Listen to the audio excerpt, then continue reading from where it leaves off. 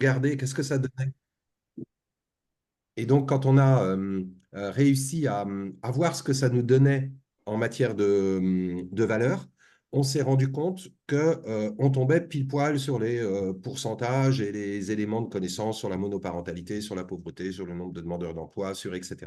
C'est-à-dire qu'en gros, ce redressement, il colle à peu près. Alors, bien sûr, le paradoxe, c'est qu'on peut avoir des territoires où il y a une surreprésentation et d'autres une sous, ce qui fait qu'en moyenne, on est à peu près bon. D'où le fait, mais comme on avait déjà travaillé un peu comme ça avec vous en amont, pour nous, c'était plus simple sur le Grand Avignon, mais on est obligé de tout reprendre avec le nouveau découpage, et donc il y a un petit peu de délai sur les données politiques de la ville, mais j'en ai quand même intégré un certain nombre au fur et à mesure de la présentation sur les projections. Et puis, bien évidemment, dans le document final, je mettrai tout le reste. Voilà. Donc là, on est en effet sur une démarche qu'on a lancée, qui est une démarche vraiment de quelque chose de beaucoup plus large autour de la cohésion sociale. Et je vais me permettre donc de partager mon écran. Alors, déjà, dans un premier temps, vous donnez le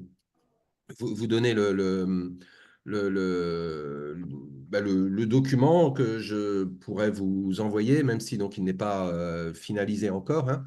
Donc, c'est un document sur lequel on reparcourt, nous, pour le Grand Avignon, l'ensemble des champs qui concernent la cohésion sociale au sens large, que ce soit l'éducatif, que ce soit la démographie, que ce soit le vieillissement, que ce soit la petite enfance, que ce soit la jeunesse, que ce soit l'adolescence, que ce soit les structures familiales, que ce soit l'emploi, que ce soit la mobilité, que ce soit l'accès aux soins, que ce soit... Voilà, on a repris toutes les thématiques sociales. L'accès au sport, il n'y a qu'une chose qu'on ne peut pas reprendre parce qu'on n'a aucune donnée, c'est la question de l'accès à la culture. Et c'est vraiment un manque énorme, notamment pour le Grand Avignon, bien évidemment. Mais là-dessus, on n'a que des données locales et il faudrait qu'on puisse les travailler avec vous et les communes si on voulait intégrer ça, mais ça ferait l'objet d'un autre travail. Donc voilà, donc on a tout remis dans un document qui fait, vous le voyez ici à droite, 267 pages. Donc c'est un document énorme, mais qui permet vraiment de rebalayer les enjeux du Grand Avignon. Donc j'arrête ce partage sur cette partie-là et puis je lance mon diaporama. Ça va être plus Juste simple parce que, préciser, Hervé, que c'est le premier territoire sur lequel on fait ça, bien sûr, en PACA, hein. hum, D'accord. Ok. Je ne sais pas si et tu l'as fait ailleurs, Hervé, ce On travail-là. est en train, justement, enfin, tu te souviens, quand on en a parlé, Mustapha, ensemble, euh, immédiatement, je me suis dit, bah oui, c'est ça qu'il faut qu'on arrive à développer, parce qu'en effet, je l'ai fait sur Mérignac, mais pas de manière aussi poussée et avancée. Et là, ce qu'on a voulu faire, c'est investir peut-être largement, peut-être trop largement. On en reparlera à l'issue, peut-être pas là, mais à un autre moment, mais on a voulu investir justement pour qu'il puisse y avoir du contenu et qu'ensuite on puisse éventuellement se dire ça c'est plus pertinent, ça l'est moins. Mais ça c'est notre choix à nous. Ça a été de se dire que si demain c'est quelque chose, enfin si c'est intéressant là, ça peut être intéressant ailleurs. Et donc ça peut être quelque chose qui peut être reproduit. C'est bel et bien dans cette perspective-là qu'on Ouais, s'est je voulais positionné. préciser qu'ils essuyaient les plâtres, nos collègues du Grand Avignon, Non, faut pas dire pour ça. lancer Ils ont cette démarche. la chance Ah, d'avoir après, la première version, Ouais. quoi, ouais. après c'est vrai que c'est intéressant pour nous parce qu'il y a les nouveaux QPV, ça c'est une chose, C'est ça. mais aussi parce que, comme Mustapha, tu le disais tout à l'heure, là, c'est que là récemment, on a des élus, des maires d'autres communes qui ne sont pas concernées par la politique de la ville, mais qui se sont exprimés, notamment quand on a délibéré sur le protocole de préfiguration du contrat de ville, là, et qui ont fait part des interrogations, de leurs inquiétudes en matière de cohésion sociale sur la ville, sur leur commune. Et il n'y en a pas qu'une, et j'ai cru voir en passant très vite qu'on a d'ailleurs les deux maires qui en ont parlé, c'est les deux maires pour lesquels les communes apparaissent en jaune sur la pauvreté. Euh, Ah oui. voilà, donc en fait, c'est pas pour rien. Se pose, se pose la question effectivement de la cohésion sociale. Elle est posée aujourd'hui, en tout cas, elle Ouais, est exprimée par les élus. Et donc, si on n'arrive pas aussi à répondre à ça, on aura de plus en plus de mal, nous, à parler de politique de la ville avec c'est nos ça. élus communautaires. Parce que ces maires-là disent, c'est très bien, aider les quartiers les plus en difficulté, plus c'est des maires qui, globalement sont favorables à ce genre de politique publique volontariste, hein, mais ils considèrent que eux, de leur côté, sur leur ville, ils sont laissés de côté et que c'est pas normal parce qu'ils ont quand même des vraies problématiques. Voilà. Et qu'en plus, bien les diagnostiquer, les identifier, c'est très utile à ce stade. Oui, d'autant plus que c'était un enjeu sur lequel on parlait en amont avec Mustapha, c'est la question des mouvements de population. Il ne faut pas oublier qu'on a des mouvements migratoires à l'intérieur même du Grand Avignon et qu'on a des ménages qui peuvent se séparer en périphérie et venir dans les logements sociaux des communes du Pontet ou d'Avignon, quoi. Et de ce fait-là, c'est bel et bien les mêmes habitants. Et de la même manière, on a des gens qui sortent des territoires et qui vont dans du locatif privé des communes périphériques. Donc, c'est pas la population, elle n'est pas figée comme ça aux frontières administratives. C'est pas des vraies frontières, c'est du Non, et sur le Grand heureusement. Avignon, les deux communes en question, c'est des communes, pour le coup, sur lesquelles qui ont été longtemps carencées au titre de la SRU et qui ont construit beaucoup de logements sociaux depuis quelques années. Et aujourd'hui, eh ben, qui du coup, ça se traduit aujourd'hui sur la structure sociale de leurs habitants, des petites communes, oui, Mm. 5 à 9 000 habitants. Voilà. Et donc, Mm. en fait, c'est une dynamique aussi qui est liée à la politique volontariste de construction de logements sociaux. Mm. Alors Hervé, est-ce que tu peux me préciser le temps de présentation et qu'après on puisse échanger là-dessus? Et que tu as prévu Ouais, je combien de temps à peux, peu près? entre 9 et 10 heures si on veut tout parcourir, mais peut-être qu'on peut limiter un peu si vous le voulez. Ouais. Non, je vais pas pouvoir tout montrer, bien évidemment. Je veux simplement montrer quelques faits saillants. Je vais peut-être passer vite sur certains sujets et on peut peut-être se dire que moi j'arrête vers midi et puis on se prend éventuellement un petit temps d'échange si vous voulez. Puis, mais Bien. vraiment, il y a, enfin, quand vous recevrez le document, vous verrez, il y a de quoi y passer des semaines à lire ou enfin des journées à lire pour essayer d'analyser, de comprendre et de faire le lien avec. Je lance et puis j'y vais tout de Vas-y, suite. vas-y. Hein. Puis comme ça me permettra aussi de donner des éléments d'ordre méthodo. N'hésitez pas à m'interrompre hein, si vraiment ça colle pas. Donc là, on aura systématiquement comment dire, une approche cartographiée qui sera par commune. Par contre, dans nos lignes, on n'a pas voulu mettre l'ensemble des communes parce qu'il y en avait un petit peu trop. Et ça faisait des tableaux énormes et un peu illisibles. Donc, on a regroupé en 3 territoires. Il y avait un peu on va dire, les villes de plus de 10 000 habitants, hein, qui sont les villes autour d'Avignon. On a pris les autres villes du côté gare et les autres villes du côté Vaucluse. Voilà, comme ça nous permet d'avoir des regroupements, on va dire, au moins géographiques, à défaut d'être à réalité sociale équivalente. Et puis, il se trouve qu'il y a des toutes petites villes sur lesquelles, ben, malheureusement, quand on redresse, comme je l'ai dit tout à l'heure, ben, il nous manque quelques données. Mais bon, voilà, sinon pour l'ensemble, ça tient la route. Mais c'est aussi des petites villes donc, sur lesquelles l'impact n'est pas énorme, énorme. Tout le document est fait avec des petites notes de synthèse comme ça, avec des graphiques, avec des petites icônes, de telle manière, vous voyez, de telle manière à ce que ça puisse être facilement approprié par les élus. Mais ça aussi, s'il y a besoin, on pourra en reparler. On a essayé de faire un truc le plus interactif possible. On avait déjà un petit peu développé ça dans le cadre de nos analyses de besoins sociaux qu'on réalisait, puis là, on l'a vraiment amplifié. Donc, peut-être simplement rappeler l'évolution de la population et de dire qu'on est sur, pour la première fois depuis qu'on a les données, sur ici, on le voit, hein, sur la dernière période, un solde migratoire négatif. C'est-à-dire qu'en gros, on a plus de partants que d'arrivants au niveau du Grand Avignon. Il y a plus de gens qui ont quitté le Grand Avignon qu'il n'y a de personnes qui sont venues y vivre. Hein, ce qui fait que la progression annuelle de population, c'est les petites icônes qu'on a en bas, elle a été de 0,2% annuel, qui est lié à un solde naturel qui reste positif, mais qui en même temps, on le voit, est resté constant, alors que la population, elle a quasiment été multipliée par 2 en l'espace de 60 ans. Eh bien, ce qu'on observe, c'est que le solde naturel, c'est la zone bleue, hein, c'est la différence entre les naissances et les décès, reste constant. On est à peu près à 0,4% de croissance. Enfin, ça correspond à une augmentation de la population de 0,4%. Mais comme en parallèle, il y a plus de partants que d'arrivants, eh bien, globalement, ça nous fait que 0,2 puisqu'on a un moins 0,2% lié au solde migratoire. Je ne sais pas si j'ai été clair, mais en tout cas, globalement, une population qui continue à s'accroître essentiellement par un solde naturel. Mais Du coup, pour la là, première fois depuis les années 60, on a un solde migratoire négatif. Juste une question sur l'évolution de la population du Grand Avion depuis 1960. Du coup, comme le Grand Avion n'existait pas à cette époque-là, on parle bien du coup des 16 communes constitutives Ouais, prises ouais. individuellement en enquête. D'accord. Ouais, on les a reconstitués. On a reconstitué le Grand Avignon. Si on veut de toute façon travailler en prospective, il faut qu'on regarde l'histoire pour voir les tendances. Et donc, on a tout reconstitué. On a repris les communes et puis on a refait les agrégats pour l'ensemble des territoires. D'accord. Bien sûr, ouais. Peut-être justement sur ce que cela pourrait donner. Alors, dire qu'on a comment dire, on avait deux modes d'approche qui étaient un de travailler sur les projections démographiques et l'autre qui était de travailler ce qu'on appellerait en prolongation de tendance. Alors, ça va devenir très technique, mais je vais dire simplement que nous, on a préféré continuer sur la prolongation de tendance. C'est-à-dire que si on se prend vraiment en projection démographique, compte tenu des espérances de vie, compte tenu de ce qu'on peut analyser, de l'augmentation du nombre de naissances ou pas, etc., alors c'est surtout lié à l'espérance de vie, on aurait plutôt une progression qui irait sur le pointillé.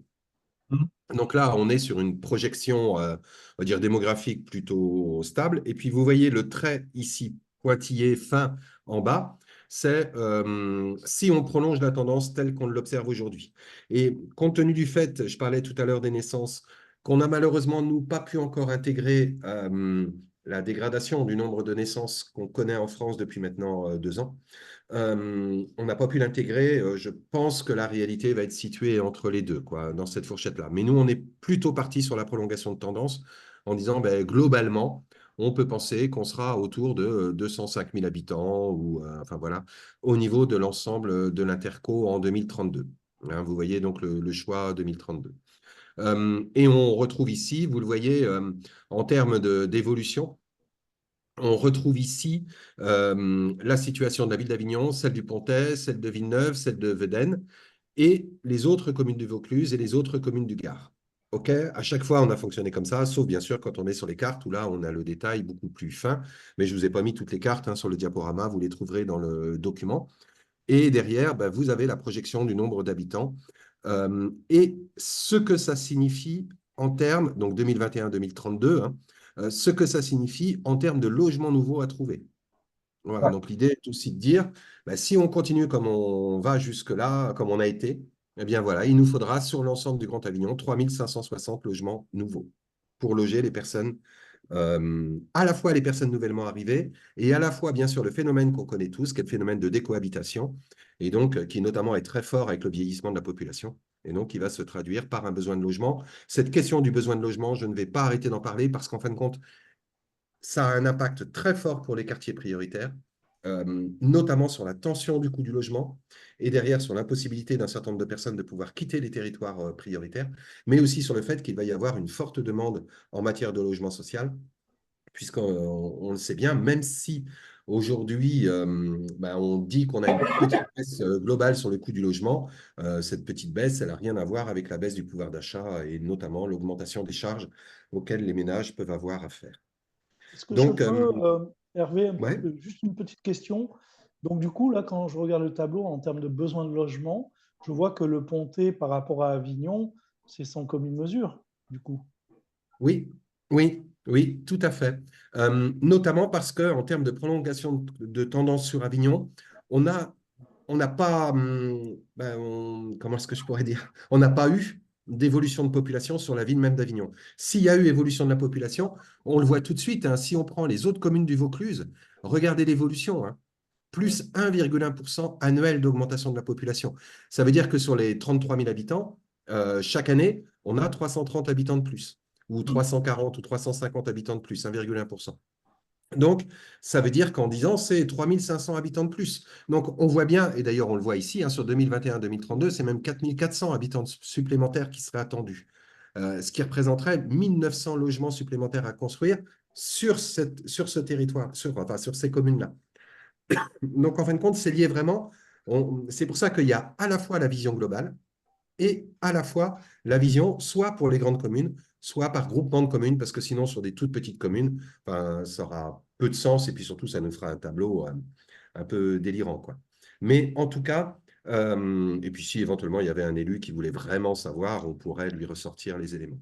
D'ailleurs, ça fait partie des choses qu'on aimerait pouvoir faire, mais On n'arrivera pas à tout faire là, mais c'est de vous mettre tout ça dans un petit outil numérique où chaque commune pourrait avoir accès à ses données propres. Mais on en reparlera, ça peut faire partie pour nous d'une évolution à venir. Donc ça, c'est la pyramide des âges. Bon, pas grand-chose à dire, hein. Si ce n'est qu'on voit ici, hein, sur la partie, on va dire la moitié supérieure, le quart au-dessus du niveau intermédiaire, on voit qu'on a un renflement. Ben, ce côté élargi, là, à cet endroit-là, ben, bien évidemment, vous comprenez que ça va contribuer à faire vieillir le territoire. Si je ne vous avais pas mis où étaient les femmes des hommes, eh bien, madame, vous l'auriez tout de suite deviné, n'est-ce pas? Céline, je suis désolé, hein, je te dis ça comme ça, mais on voit ici que les femmes sont beaucoup plus nombreuses que les hommes, quoi, voilà, hein. Parce que nous, on vit pas longtemps. Les petits êtres fragiles, c'est nous. Voilà. Donc, quand on arrive en haut, il y a beaucoup d'hommes, mais il y a beaucoup de femmes, je dirais, pas beaucoup d'hommes, hein. Mais pour nous consoler, on se dit que si on y arrive, nous, les hommes, ben, forcément, Ah ouais, et tu voilà. arrives à voir les structures monoparentales avec les ados. Ah ouais, tu arrives à avoir ce niveau de détail, c'est super intéressant ça. Ouais, on voit bien, hein, l'importance des ados dans les familles monoparentales, là, hein. En Ouais, parce effet, qu'au les début, jeunes et on a les les ados. schémas de toujours la femme seule avec des enfants en bas âge. Et c'est vrai que les familles monoparentales, aujourd'hui, bah, elles ont quand même beaucoup C'est évolué, ça, quoi. Mhm. exactement. Bah oui, tu vois, tu as tout ça là. Et en plus, enfin, on le trouvera même chiffré derrière, quoi. Voilà. D'accord, super. Alors là, ensuite, donc, on a l'évolution du nombre de personnes par logement, et c'est bien là qu'est le hic, c'est ben, qu'on est de moins en moins nombreux par logement. Alors, tu parles de monoparentalité, on parle aussi de vieillissement, et ces phénomènes qui se conjuguent les uns aux autres, augmentation de la durée d'études, mise en couple beaucoup plus tardive, moins d'enfants dans les ménages, enfin voilà. Ce qui fait que globalement, tous les indicateurs montrent qu'on va continuer à avoir une baisse du nombre de personnes par logement, sauf dans nos quartiers prioritaires, qui sont dans une logique complètement différente, puisque ici, je vous ai mis un petit pavé en bas, là. En 2010, on avait 2,25 personnes par logement sur l'ensemble des quartiers prioritaires du Grand Avignon.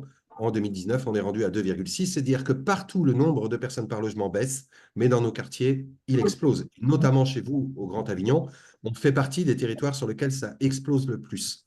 On est de plus en plus dans des structures familiales. En gros, les quartiers fonctionnent à contre-courant de ce qu'on observe au niveau du Grand Avignon, mais complètement à contre-courant.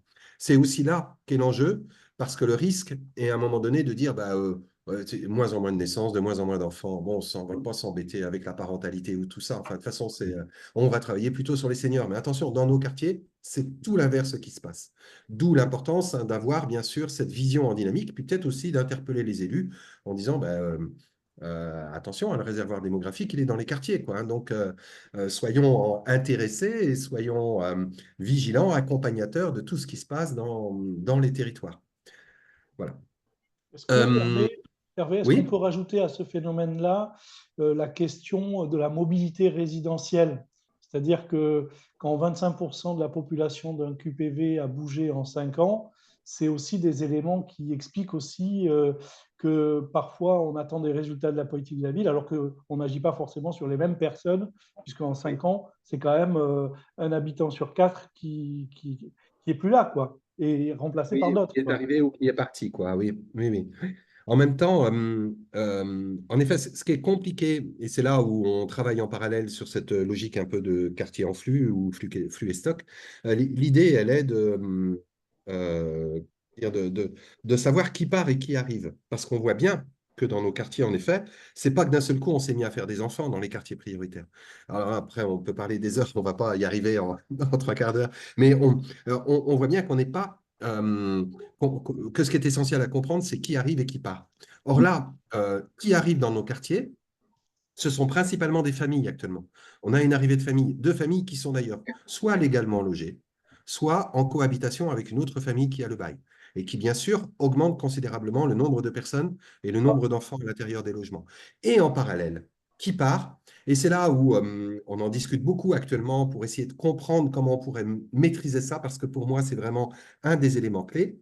Quand, à la fin des années 2000, je travaillais en projection dans les quartiers prioritaires, je disais aux élus, et bah, écoutez, avec la structure par âge qu'on a de la population aujourd'hui, en 2025, c'est plus des bandes de jeunes qu'on aura dans les quartiers, c'est des bandes de vieux. C'est-à-dire qu'en gros, on va se retrouver avec des papilles et des cannes qui empêcheront les jeunes de rentrer dans leurs immeubles. Et donc ça, c'était un peu la projection que je prévoyais. Ah ben, je me suis complètement planté, mais complètement. Et en gros, cette question de flux, elle est essentielle. Et progressivement, j'arrive à comprendre ce qui se passe. C'est que, en gros, dans les départs, on a pas mal de seniors qui partent. Alors, pour ceux qui ont eu la chance d'avoir un emploi, qui ont vécu en logement social, parce que ça leur permettait aussi de faire des économies et de construire la maison au pays, on a un retour au pays qui se fait au moment de l'âge de la retraite. On rentre. Par contre, il y en a un certain nombre qui, malheureusement, n'ont pas eu les moyens d'avoir ce pactole. La famille peut être rentrée, eux sont restés, ne serait-ce que pour le bénéfice de l'ASPA, hein, du minimum vieillesse.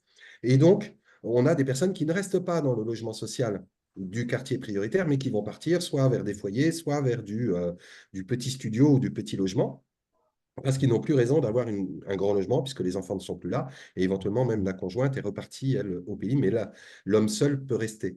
Et donc, on a ces phénomènes qui sont là. De plus, alors là, par contre, on est entre nous, et puis il faudrait vraiment l'analyser, mais on pourrait le faire sur les communes où il y a des quartiers prioritaires en allant voir l'état civil, mais soyons aussi conscients que l'espérance de vie dans les quartiers, elle est beaucoup plus faible qu'ailleurs. Et de ce fait-là, la part des décès prématurés, partout où nous, on a pu analyser les données d'état civil, elle est très, très forte. Quand on dit décès prématurés, c'est les décès avant 65 ans. Elle est très, très forte. Et donc, ce taux de décès dans les quartiers avant 65 ans explique aussi pourquoi on n'a pas le vieillissement et explique aussi pourquoi on ne connaît pas cette baisse du nombre de personnes par logement et pourquoi on n'a pas ces bandes de petits vieux avec leurs cannes qui empêchent les jeunes de rentrer dans leurs immeubles ou dans leur logement. Et donc ça, c'est des enjeux qu'il faut en effet qu'on arrive à maîtriser, qu'il faut qu'on arrive à bien comprendre, parce que ça, comment dire, ça doit jouer sur plein de vecteurs. Moi, je pense que c'est la question de la parentalité, c'est la question de l'accueil des enfants, etc. C'est la question de tous ces anciens travailleurs, et c'est aussi retraités, et c'est aussi la question de la santé, de l'accès aux soins, de la prévention des accidents de santé, et pour faire limiter considérablement, parce qu'on peut quand même penser que c'est quand même la base d'une politique publique, c'est de permettre aux gens de vivre quand même. Et donc derrière, eh bien, qu'est-ce qu'on peut faire pour augmenter l'espérance de vie des habitants des quartiers? Et je crois qu'il y a des enjeux hyper intéressants au travers de l'échange tel que tu le lances là, Mustapha, mais ça pourrait faire l'objet de conférences sans problème en tant que Je te telle. promets, je te pose plus de questions. Si, si, tu peux, hein. Au contraire, je trouve ça sympa. Mais après, bon, je vous enverrai le diaporama, je vous enverrai donc le document, donc vous pourrez voir un petit peu. Vous pourrez reprendre ça comme vous le souhaitez. Ici, bien sûr, on a repris la baisse du nombre de personnes par logement. On voit qu'on est passé de 2,23 à 2,14 et on dirait en 2030-32, on arriverait à 2,05. Et cette baisse du nombre de personnes par logement correspondrait à un besoin qui viendrait s'ajouter de 3 800 logements. Donc, bien évidemment, à population constante, si on est moins nombreux dans chacun de nos logements, eh bien, il nous faut plus de logements. OK? Et ça, c'est une tendance qui est quand même très impressionnante. Et puis, on vous a mis ici deux petites courbes. Vous avez ici donc l'évolution du nombre de la part hein, de personnes seules. Donc, vous allez du nombre. Hein. On va passer ainsi actuellement de 35 000 personnes seules à 38 245, sachant qu'on a affaire essentiellement à des seniors, mais pas que, mais principalement des seniors.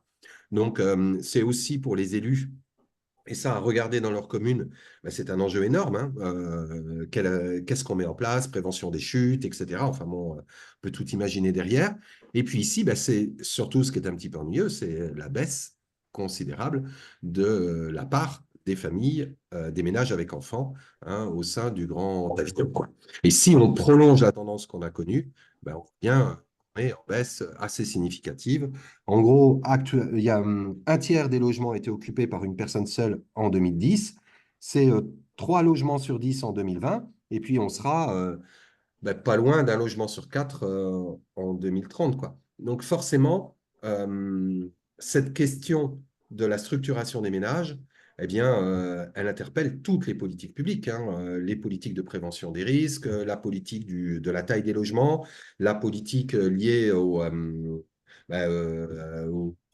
écoles, aux centres de loisirs, enfin voilà. Mais avec un fonctionnement complètement différent pour les quartiers prioritaires. Et c'est ce que je voulais dire tout à l'heure.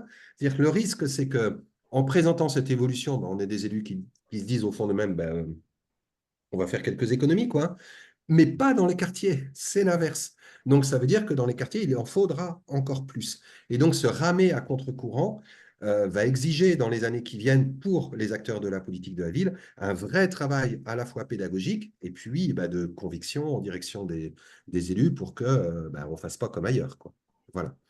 Bon, ça, c'est l'évolution du parc de logement. Voilà, juste pour dire, hein, sur ces dernières années, on a connu sur les 5 dernières années 3300 logements occupés à titre principal en plus pour seulement 1780 habitants en plus. C'est ça qui est important à comprendre, c'est qu'on construit aujourd'hui plus de logements qu'on a d'habitants. Tout simplement parce que dans les autres logements, il y a de moins en moins de personnes. OK?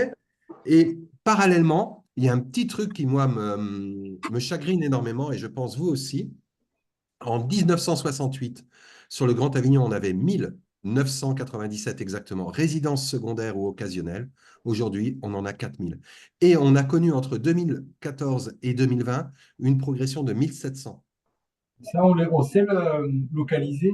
Est-ce que c'est Avignon qui est principalement concerné Avignon, principalement concerné, mais pas que. Et ça, on peut le localiser, on peut même le localiser par quartier si on voulait. Ça, ce n'est pas un problème. Et donc, c'est une vraie question qui est posée, enfin, surtout sur Avignon. C'est un peu la tendance là, qu'on observe dans des grandes villes touristiques, hein, l'explosion des logements Airbnb, enfin, voilà. bien sûr, bien sûr. Il y a une réflexion qui est menée là sur Avignon sur la question du logement tourisme, dédié au tourisme en fait, et qui interpelle là, effectivement.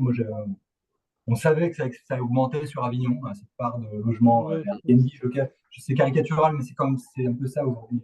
On commence à avoir des phénomènes, hein, nous, de boîtes à clés vandalisées, un peu comme à Marseille, voilà, récemment. Bon.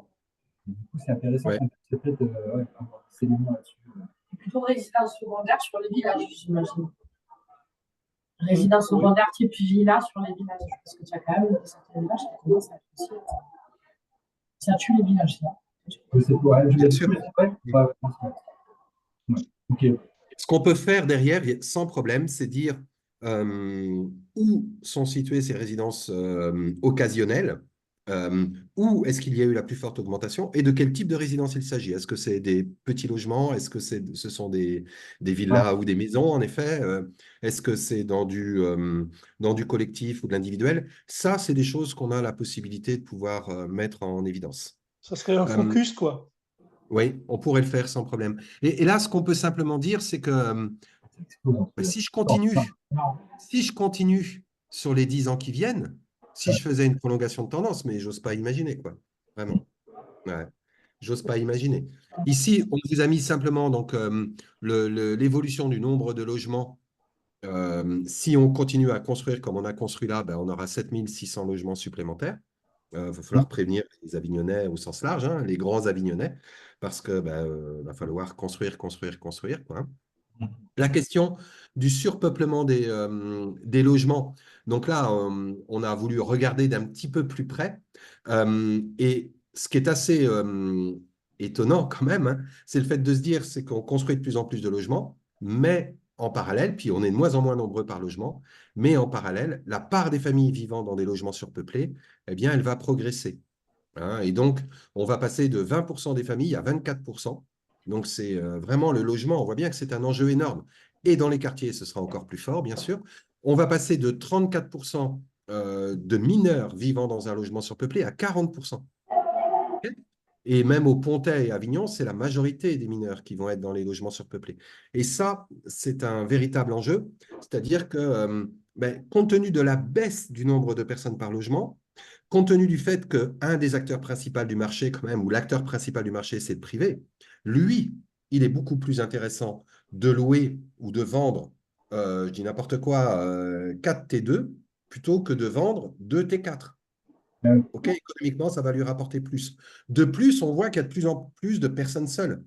Donc, on explose la construction de petits logements, mais on oublie les familles, et notamment les familles dans les quartiers. Et de ce fait-là, la possibilité de sortir des quartiers par les familles, elle va de plus en plus se réduire, justement par l'évolution de la structure du logement. avec ce paradoxe, c'est qu'on a ça sur les villes principales. Sur les villes périphériques, on voit par contre de plus en plus de grands logements se construire, mais qui sont bien sûr inaccessibles à nos habitants bénéficiaires de minima sociaux ou vivant avec un SMIC au sein de leur logement, bien évidemment. Voilà. Donc, c'était juste un petit truc sur la question du surpeuplement. Et Ouais. donc, on a vraiment là des enjeux énormes autour de ça. Je redis, c'est très lié à deux territoires, et notamment au Pontet, où il y a eu une augmentation extrêmement forte au cours des dernières années du nombre de logements, enfin de personnes seules, de familles en situation de surpeuplement ou d'enfants en situation de surpeuplement. Aujourd'hui, plus aucun bailleur ni promoteur ne construit des T5, T6 de toute manière. Parce Ben, que, c'est une erreur. Ouais, non, mais c'est une erreur. aujourd'hui, c'est le constat qu'on fait aujourd'hui. Ouais. Moi, c'est ce que j'essaye depuis quelques années, parce que ça fait quand même quelques années que j'ai ce discours de dire attention à ce qu'on est en train de faire, notamment sur le surpeuplement des enfants, parce que c'est un chiffre là, mais derrière, ce sont des vies. Et dans les vies, bah, c'est des mômes qui vivent à trois dans une même chambre. C'est l'impossibilité de réussir ses études. C'est des violences intrafamiliales qui sont liées, alors soit entre enfants, soit entre parents et enfants, parce on n'y arrive plus, parce que la tension est trop forte, parce qu'il n'y a pas la possibilité de s'isoler, il n'y a pas la possibilité de prendre du recul. C'est des mômes qui sont dehors aussi la plupart du temps, parce que dans le logement, c'est invivable. Donc, tous ces éléments-là, on voit bien que ça contribue, ça constitue de l'évolution de nos quartiers et de nos territoires sur la réussite scolaire, sur ces violences, sur la place de la rue, sur le trafic. Enfin, on voit bien qu'on a là tout un ensemble dont la base est la question du logement. Et hier, vous étiez en réunion avec l'ANRU, mais moi, c'est un des points sur lesquels j'essaye de sensibiliser dans le cadre de la rénovation urbaine, où la tendance va être à détruire des grands logements et à reconstruire des petits, parce qu'on va laisser le privé reconstruire des petits. Et donc, on a aujourd'hui un enjeu, enfin, je pense, de prendre conscience que dans les quartiers, l'évolution n'est pas la même qu'à l'extérieur des quartiers. Et ça, c'est Ça un pose la élément. question sur est-ce qu'on doit encore continuer la tendance à la démolition comme on est en train de faire? Parce que aujourd'hui, on Ouais. se rend compte que de toute manière, il y a personne qui construit des logements, des grands logements, des grandes typologies. Il n'y en a pas. Oui. Et les bailleurs ne font plus de maîtrise d'ouvrage direct. Donc tout est confié à la promotion. Et ils rachètent en VFA. Bah oui. Et donc là, il y a un vrai, enfin, il y a un effet ciseau. Juste préciser que l'ANRU, dans sa journée nationale, a précisé qu'il se posait des questions sur les questions de démolition, et que c'était un vrai sujet pour eux aujourd'hui de reconsidérer cette question, quoi. Oui. Il faudrait qu'ils accélèrent. Hein. Parce que là, on est en train de démolir. Ah non, mais après, ils se posent des questions aussi. Ah oui, c'est ça. Ils ont des C'est ça. manifs sur leur fenêtre une fois tous les 15 jours en ce moment. Ils ont plus le choix de Le ça. problème, c'est, enfin, si je peux me permettre, mais ça fait 5 ans qu'on tient ce discours-là quand même, quoi. Je trouve que Oui, l'inertie, elle est quand même, elle est énorme. importante, ouais. Et on sait que de toute façon, les démolitions prévues aujourd'hui, elles vont se faire dans les années qui viennent. Donc forcément, l'inertie va durer. Et on va continuer à aller dans le mur parce que bien, on va pas pouvoir redresser la barre si facilement que ça. Mais là, je sors un petit peu de mon... ouais, je sais pas, je dis Non, simplement ça reste attention. dans. Oui, ça Oui. reste. Puis là, Attention. on Bon. peut sur les RBF, attention. Oh là là, oui, il faut que je fasse très attention. Ouais, ouais. Donc, non, l'ANRU fait des choses extraordinaires. Donc, on a ici.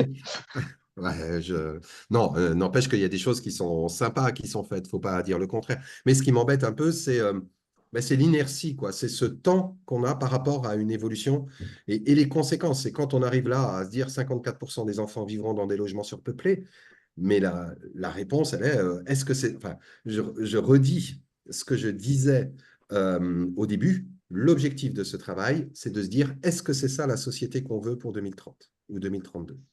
Voilà, c'est tout simplement ça. Donc, c'est la question, elle est posée là, comme pour tous les indicateurs. Est-ce que d'avoir aujourd'hui sur Avignon et le Pontet une majorité d'enfants, parce que les enfants, demain, ils seront principalement dans les quartiers prioritaires, qui sont en situation de surpeuplement, eh bien, c'est une vraie question posée. Et c'est une question de choix, j'ai presque envie de dire, politique, stratégique, de vision du monde que l'on peut avoir.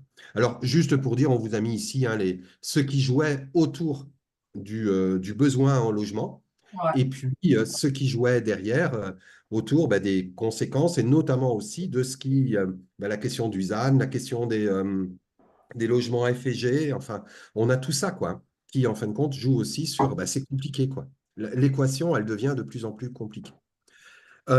Population immigrée étrangère, bon, très rapidement, hein, pour dire que on le voit ici sur le Grand Avignon, on a on a des évolutions. Et ce qu'on observe simplement, c'est que dans les quartiers prioritaires, hein, on est passé, vous voyez, par exemple ici, sur la population étrangère de 7 à 9% sur le Grand Avignon et sur la population immigrée de 11 à 13%, 14%. Dans les quartiers, 24% de la population est immigrée en 2010 et pour la dernière donnée 2019, le taux est de 37%. Donc on voit bien qu'on a eu une évolution sans commune mesure dans les quartiers par rapport à ce qu'on a connu à l'extérieur des quartiers. Et donc, le risque aussi, c'est que cette tendance, si on la prolonge en 2030, vous rajoutez les 13%, on arrive à 50%. Donc, si on continue comme ça, en fin de compte, l'image qu'on va avoir des quartiers sera une image de territoire pour personnes immigrées. Ouais. Voilà. Il y a la même tendance sur la population étrangère ou pas? Oui, tout à fait, et même plus forte dans les quartiers, Les puisque QPV, la hein. particularité, c'est qu'en fin de compte, les personnes qui arrivent dans les quartiers sont souvent des nouveaux arrivants au niveau, enfin, des nouveaux arrivants qui sont là que seulement depuis quelques années en France. Et donc, on a un phénomène encore amplifié. Et puis là, je ne tiens pas compte des Mahorais qui sont aussi nombreux et qui ne sont ni immigrés ni étrangers, puisqu'ils sont français, puis ils ne sont pas considérés comme immigrés, et fort heureusement. Pour autant, euh, au regard des habitants en général, ils sont considérés comme étant aussi une population immigrée ou étrangère, alors qu'ils ne le sont pas, bien évidemment, hein, je le dis bien fortement. Pour travailler beaucoup à Mayotte, je peux le dire avec conviction, et ils demandent, ils tiennent à la nationalité française et au fait d'être français. Pour autant, ils sont souvent assimilés à une population étrangère ou immigrée. Même à La Réunion, considéré comme immigré. Ouais, c'est vrai. Exactement, exactement, exactement. Ouais. Alors, niveau de vie, pauvreté, donc là, bon, on voit l'évolution des niveaux de vie, dont acte. Hein. Bon, ce qu'on peut se dire, c'est qu'on a une petite baisse, enfin, on a quand même une baisse, hein, une augmentation, pardon, hein, pauvreté, pour la pauvreté, une légère augmentation, mais on avait, non, c'est l'inverse, hein, c'est 52 contre 49,8, oui, excusez-moi, je me suis planté là, de la pauvreté. Et puis ici, donc, on a repris l'évolution des niveaux de vie médians en disant que globalement, on va avoir une augmentation du niveau de vie sur le Grand Avignon qui sera un petit peu plus faible que celle qu'on observe à la fois pour le Vaucluse, à la fois pour le Gard et à la fois pour la France hexagonale. Mais c'est lié notamment aux deux villes qui sont Avignon et Le Pontet, où on voit bien qu'on a une augmentation du niveau de vie prévu qui est beaucoup plus faible que ce qu'on peut observer sur l'ensemble du Grand Avignon. Et puis, si je prends par exemple sur le Gard, on voit sur les autres communes du Gard, on a un niveau de vie qui risque de continuer à progresser très, très fortement, avec un écart entre les plus pauvres et les plus riches qui va continuer à s'accroître. Ça, c'est le tableau du bas à droite. Ici, donc, on retrouve en effet les taux de pauvreté. Alors, il y a 3 communes hein, sur lesquelles on ne peut pas les calculer parce qu'il n'y a pas assez d'habitants. On est sur quelques centaines d'habitants, donc c'est incalculable. Par contre, sur les autres, eh bien, on a recalculé les taux de pauvreté et on voit bien Avignon-le-Pontet, il n'y a pas photo, quoi. Hein. On a ici 24% de la population qui vit sous le seuil de pauvreté sur le Pontet et puis 31% sur Avignon. Voilà. Ouais. Tout à l'heure, je Et... disais, il y a deux maires qui nous ont ouais. qui se sont exprimés. En fait, alors, c'est ceux d'Entraigues et de Caumont. D'accord, ok. Alors, Roquemaure, c'est différent parce que Roquemaure avait carrément demandé hein, qu'il y ait un quartier prioritaire identifié sur Roquemaure. Du coup, le 20%, enfin le 19%, il ne me surprend pas parce qu'on savait en fait hein, qu'il y avait un sujet à Roquemaure. Et Entraigues et Caumont, ces deux communes qui étaient carencées, qui ont construit beaucoup, beaucoup de logements sociaux, et d'ailleurs un peu n'importe comment, surtout pour Caumont, ces dernières années. Et du coup, aujourd'hui, ça se traduit en fait. Hein, avec, je ne sais pas, si on regardait ces deux communes-là dans le détail il y a 20 ans, le taux de pauvreté serait bien plus faible. C'est sûr. Ouais. Ouais. Alors, bon, les niveaux de vie, on voit bien la différence entre le Gard et une grande partie du Vaucluse. En effet, on va retrouver ici le quartier enfin, le territoire de Roquemaure, hein, avec un niveau de vie beaucoup plus faible. Mais bon, habiter Villeneuve, les Avignons, c'est pas mal, hein, voilà. 2230 € de niveau de vie médian, on vit plutôt bien, quoi. Voilà. Bon, mais c'est On le sait Là aussi, où, il n'y a pas de surprise. Il n'y a pas de c'est là où surprise. habite Mathieu. Non, Non, non. je plaisante. Ah non, Je plaisante. Mathieu Blager. Ah oui, il habite dans le Gard. Moi, j'habite à Avignon, moi. Il habite à Rochefort, Monsieur Boulanger. Je me moque. Bon, Mustapha, t'habites où déjà, toi? Ouais, ouais. T'es en plein cœur des quartiers nord, non? C'est ça? C'est ça, ouais. Non, on est tous pareils. Voilà, bon. Ici, donc, c'est l'évolution du nombre de... Enfin, pas l'évolution, c'est le nombre de personnes vivant sous le seuil de pauvreté selon les différents niveaux, mais bon, voilà. Sur l'évolution de la tendance pauvreté, ben, ce qu'on observe, c'est qu'en 2012, 21% de la population du Grand Avignon vivait sous le seuil de pauvreté, 22% en 2020. Si on continue comme ça, on arrivera à 23%. Mais ces 23% représentent quand même 2800 personnes sous le seuil de pauvreté en plus. Et ces 2800 personnes sous le seuil de pauvreté en plus, c'est 2500 uniquement sur Avignon. Donc, on voit bien qu'on a ici une surreprésentation. Alors, il faut qu'on fasse attention avec les volumes. Il peut y avoir des écarts sur le Grand Avignon, la Somme et le Ouais, Grand Avignon. Si vous avez... Ouais, c'est parce qu'en fin de compte, les projections sont faites indépendamment les unes des autres. Et après, quand on redresse, ça crée des écarts. Il faut qu'on travaille d'accord. là-dessus. Voir Ouais. si on présente les deux ou si on n'en présente qu'une, quoi. Ici, on a sur la population pauvre les évolutions, quoi. Voilà. Et, Donc, on, oui. et vous, juste parce que moi, je sais comment, quand on présente ça aux élus, en disant, voilà, sur le Grand Avignon, il y a 22%, le taux de pauvreté au global, il est 22%. Sur quelques agglos de taille comparable, Ah oui, on on a des pourrait, ouais. éléments de comparaison. Ouais, ça Mais serait pas mal. Ouais. de taille comparable. Ouais, C'est-à-dire ouais. qu'à à Avignon, on a souvent tendance à se comparer avec des plus grands que nous parce qu'on se croit. Mais non, mais c'est vrai, hein. C'est un Ouais, truc. Moi, je suis surpris. Je suis pas du coin à la base, hein, donc, mais je sais pas des agglos de taille comparable. Prenons Besançon, prenons ouais, ouais, ça La pourrait être pas Rochelle, voilà. mal. Des agglos de ce type. Je sais pas si Valence, non, c'est un peu plus petit quand même, Valence, je pense. C'est plus petit, oui. Mais qu'on arrête de se comparer à Orléans, Non, mais Montpellier, Besançon, c'est une bonne comparaison. Ça peut être pas mal. juste pour voir. Ouais. Ouais. Mais si, ça, je pourrais faire, hein, mais c'est vrai que sur des. Puisqu'il n'y a pas de problème, on a les données sur l'ensemble de la France. Ça, je peux faire une petite comparaison. Mustapha, si. Peut-être pas sur tout, Hervé, mais peut-être sur des points saillants, peut-être pas sur tout, mais Ouais. de temps en temps, de leur donner un peu de projection pour que. Par contre, la vision nationale sur le Grand Avignon et le Vaucluse en particulier, c'est que c'est un territoire pauvre, même s'il y a beaucoup de richesses. C'est un des territoires où le taux de pauvreté est élevé, avec l'Occitanie d'ailleurs, Languedoc-Roussillon aussi. Donc, ce sont deux territoires où, au niveau national, il y a bien cette conscience qu'on est sur des territoires de grande pauvreté, quoi. Ouais, ouais. Avec les Hauts-de-France. Avec Sur les notre Hauts-de-France. territoire, ce qu'on sait, enfin, ce que quand je dis les élus, globalement, ils ont parfaitement conscience qu'Avignon est une ville très pauvre à l'échelle de la commune. Mais je ne sais pas si la vision de l'agglo en tant que telle, s'ils ont cette vision-là. En fait. Mm. Souvent, je pense que dans les discours, Je dis pas nous, c'est Avignon. ouais, c'est Avignon qui nous plombe. Mais alors qu'en fait, c'est pas forcément, enfin, Pas effectivement, que, pas que. mais pas que, voilà. Et Ouais, en taille comparable d'agglo, il y a aussi Perpignan, peut-être, qui est intéressant à comparer. ouais. Parce on sait que Perpignan, c'est très pauvre aussi. Donc, voilà. Et par contre, là, on se rassure, là, sur Perpignan. Mais ouais, je pourrais vous emmener vers d'autres territoires. Parce que c'est 200 000 habitants. C'est. 200 000, oui, voilà. Oui, c'est ça. Tu passes à 200, ouais. 200 000. Ouais, je vais regarder ça. Je vais Ouais, c'est regarder, ouais. intéressant à avoir Ouais. comme outil de comparaison.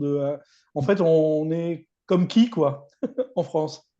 Ben Ouais. oui, c'est ça. Ouais. Ou alors, on est pire que qui? Oui, ça, c'est pour se rassurer, ça.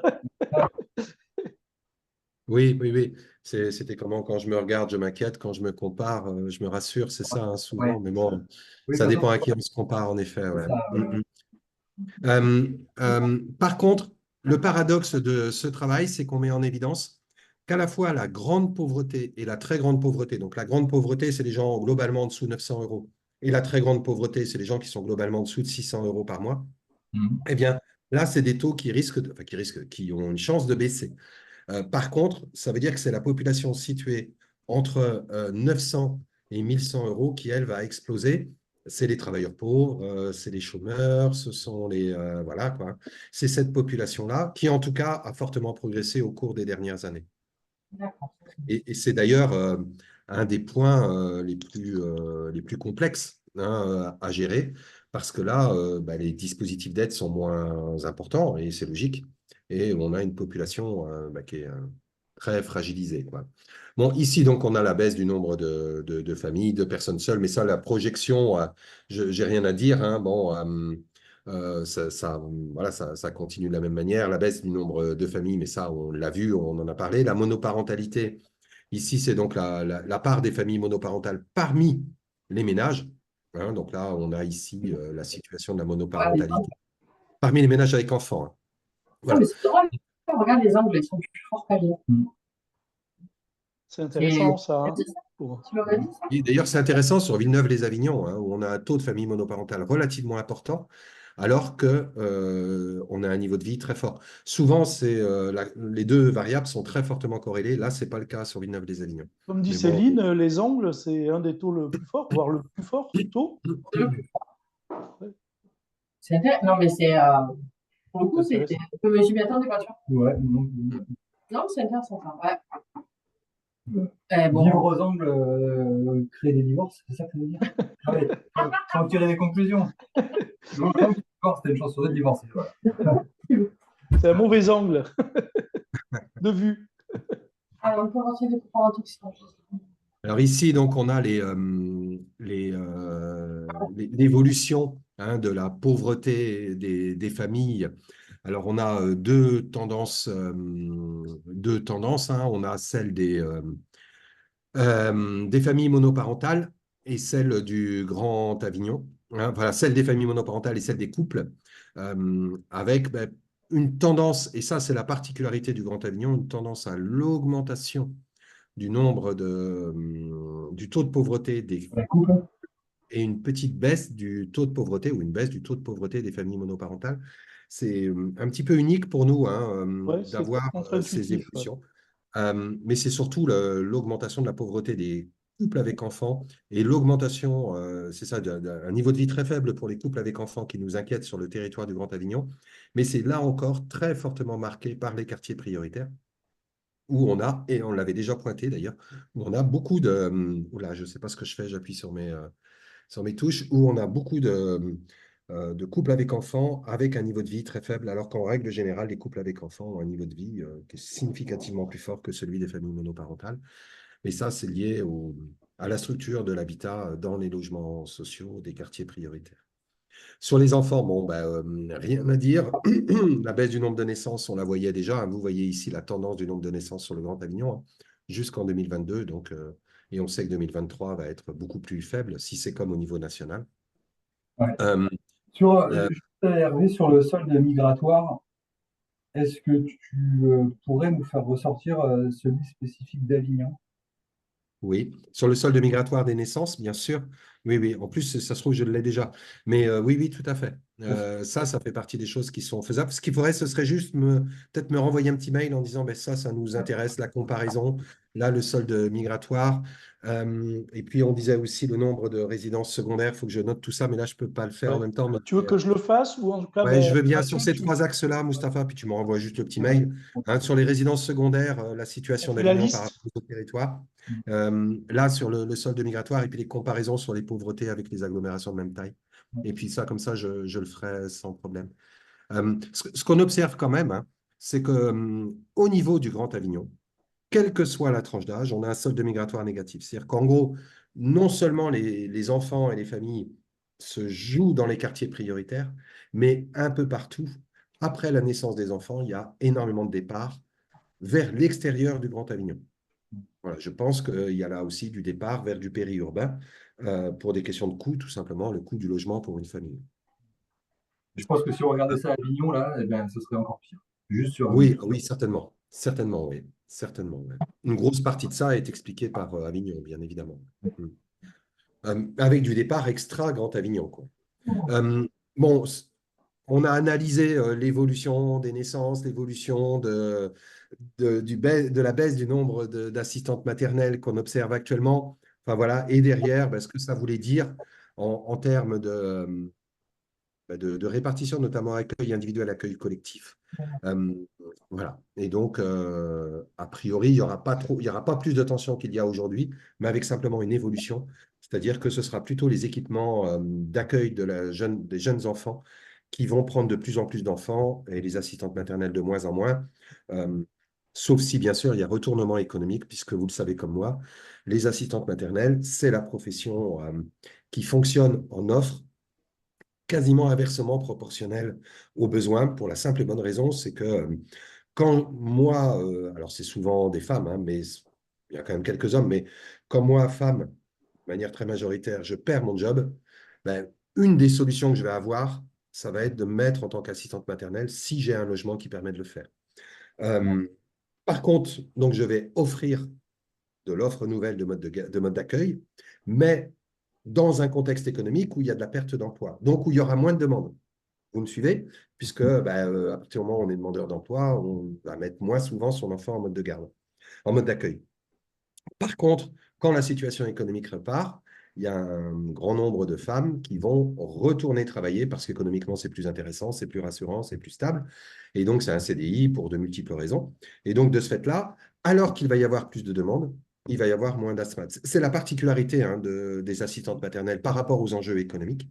Alors là, on est sur une situation où le taux d'activité féminin augmente, où l'emploi féminin a progressé. Et donc, de ce fait-là, bien, il y aura de moins en moins d'asthmates si la prolongation de tendance continue comme ça. Si demain, on a une crise économique, cette prévision ne tiendra pas, bien évidemment. Donc, les mineurs en situation de vulnérabilité, je ne vais pas reprendre ça parce que ça, c'est un des éléments sur lesquels on a tellement travaillé et puis tellement expliqué la situation. Ce qu'on peut simplement dire, c'est que si je prends la prolongation de tendance sur l'ensemble du Grand Avignon, eh bien, on va gagner 1400 enfants en situation de vulnérabilité. Donc, cet enjeu, il est quand même très, très fort, et notamment dans les villes concernées par la politique de la ville. Le vieillissement de la population, ben, il s'accroît bien évidemment. Si on prolonge, ben, il va y avoir de plus en plus de seniors, hein, il n'y a pas photo. Hein. Si on a 52 000 seniors actuellement, on en aura 61 000 en 2035. Donc, on voit bien qu'on va augmenter de 10 000 le nombre de seniors, et notamment augmentation de 4 000 du nombre de 75-85 ans et de 3 000 du nombre de 85 ans et plus, c'est-à-dire les populations qui ont plus besoin d'aide et d'accompagnement. Oui, on va devenir des territoires vieillissants très fortement, mais ce n'est pas que le Grand Avignon, mais c'est aussi le Grand Avignon, quoi.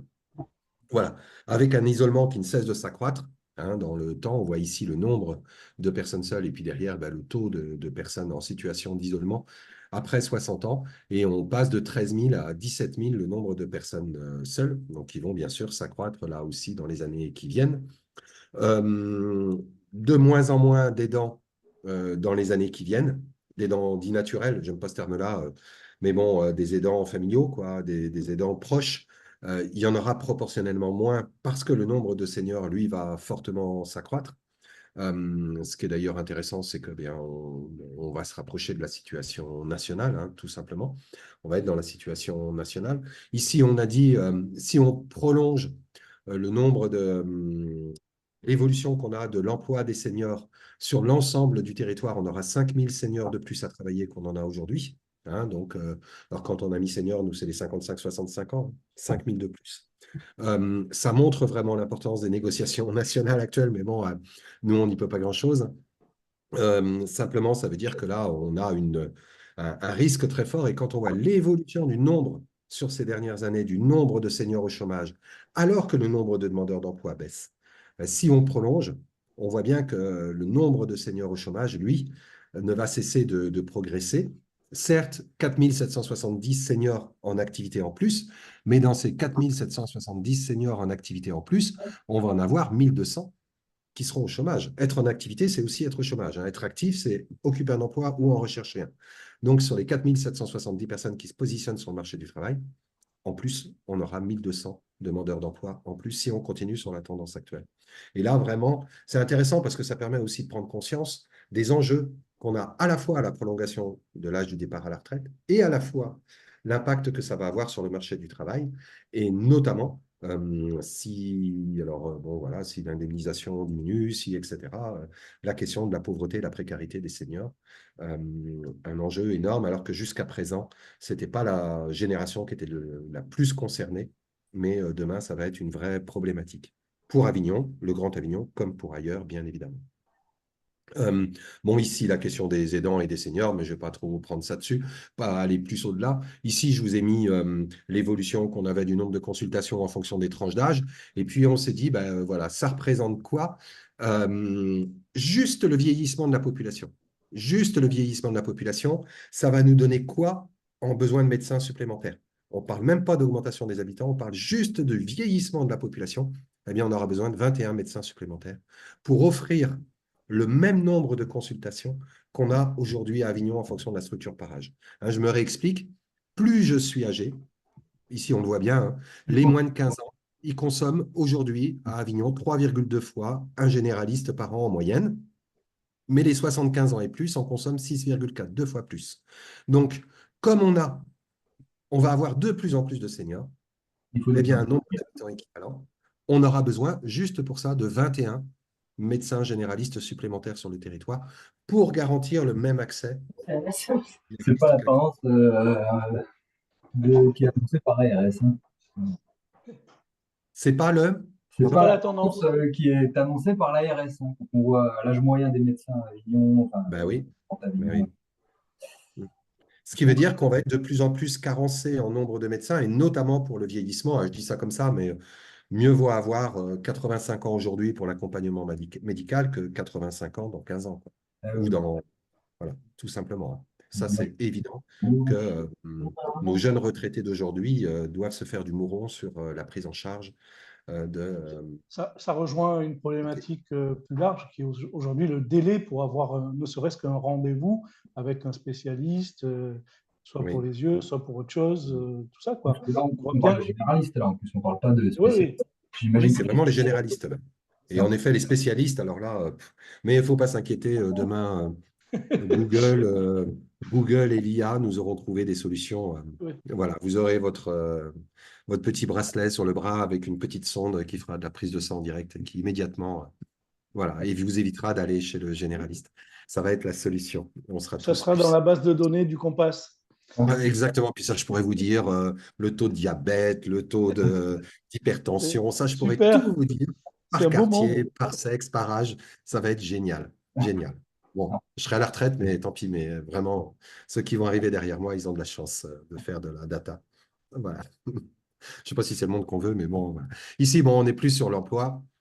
Bon, pas grand-chose à redire hein, sur le taux d'activité. Ce que moi, je trouvais intéressant à faire apparaître, c'est en fin de compte le nombre d'emplois qui va continuer à progresser.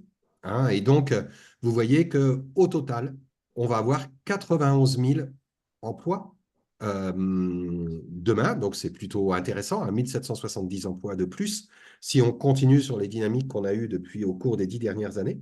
Mais surtout, le plus intéressant, c'est que sur ces 92 000 emplois, 46 992, donc 47 000, seront détenus par des femmes. C'est-à-dire que globalement, entre 51 et 52% des emplois seront des emplois détenus par des femmes. En gros, l'activité économique, et là on parle de tout emploi, hein, tous emplois, donc c'est les chefs d'entreprise, enfin, c'est tout le monde, quoi, hein, les ouvriers, les employés, les auto-entrepreneurs, enfin tout le monde. Eh bien, on va avoir une majorité de femmes, enfin, la majorité des emplois seront détenus par des femmes. C'est l'évolution à la tendance actuelle. Ici, donc, ce qu'on observe, ben, c'est une augmentation de la part des cadres, hein, 20%. De l'emploi seront détenus par des cadres, contre 17,8% aujourd'hui, donc une progression de la part des cadres. Mais si je prends la répartition homme-femme, eh bien, on aura toujours un écart, hein, c'est-à-dire que 19,9% des emplois seront détenus par des femmes. Enfin, 19,9% des femmes auront un emploi de cadre et 21,7% des hommes auront un emploi de cadre. Il y aura toujours un petit peu plus de femmes que d'hommes en situation avoir un poste de cadre, et sauf sur Avignon, hein, où là on voit que logiquement dans 5 ans, on sera à l'égalité. Et puis après, on aura même un peu plus d'emplois cadres féminins que d'emplois cadres masculins, parce qu'on est surtout sur de l'activité tertiaire, donc plus de femmes. Par contre, sur le Pontet, l'équilibre homme-femme, vous l'aurez dans 30 ans. Sur Villeneuve-les-Avignon, ça n'arrivera jamais. Voilà, on n'aura jamais l'équilibre. Sur Vedène, c'est dans 13 ans. Dans les autres communes du Vaucluse, 19 ans. Dans les autres communes du Gard, plus de 30 ans. C'est juste une question de patience, Céline, tu vois. Enfin, il n'y a pas de problème. C'est juste attendre 30 ans. Peut-être que là, il y aura une meilleure évolution.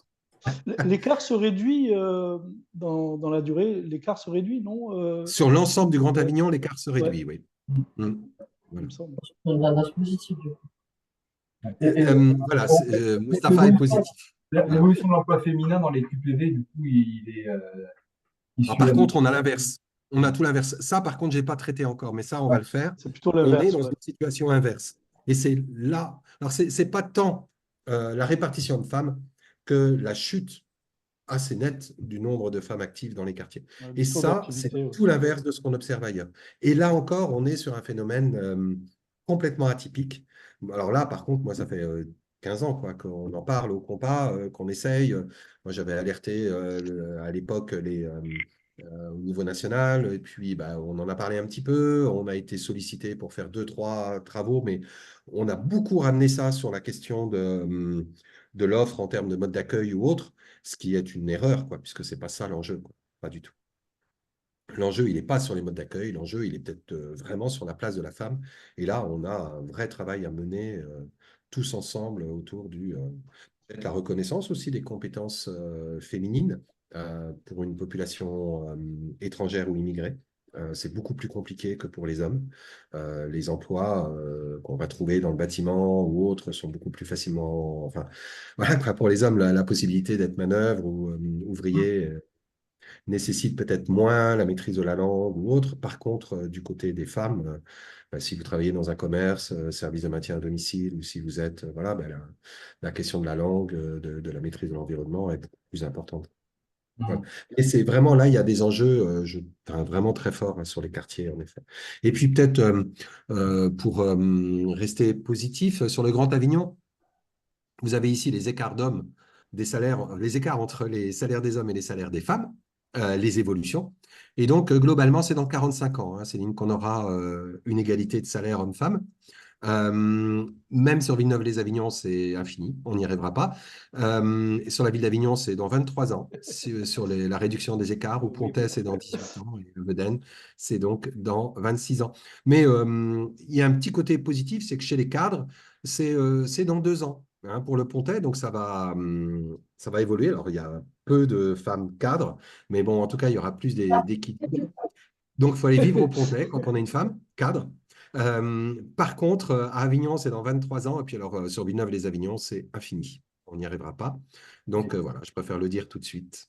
Voilà. Donc, on a cette évolution. Bon, on va retrouver les hauts niveaux de formation.